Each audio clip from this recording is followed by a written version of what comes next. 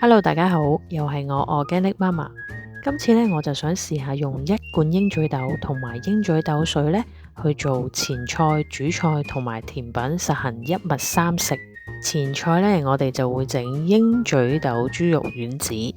前菜呢，我哋大約用120g 嘅鷹嘴豆，其餘嘅鷹嘴豆同埋鷹嘴豆水呢，我哋就留翻起之後再整主菜同埋甜品。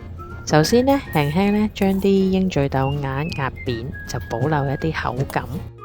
預備200g 嘅免治豬肉，開始調味。首先落牛油果油啦，乾嘅香草啦，我選擇咗羅勒、西班牙紅椒粉。呢個粉呢係帶香味同埋甜味嘅，一啲都唔辣嘅。跟住仲有黑胡椒啦。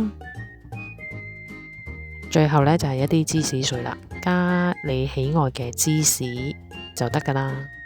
其實呢，你哋仲可以加自己喜愛嘅調味料嘅，不過呢，今次呢，我就想食得健康一啲。跟住呢，就將免治豬肉呢撈翻落去啲鷹嘴豆嗰度啦，一齊再撈勻佢。兩個材料撈勻咗之後呢，就可以搓成一個波形狀啦。呢一個份量呢，就可以大約搓到6粒度啦。焗爐呢，預先預熱200度，跟住呢，我哋就會去焗15至20分鐘。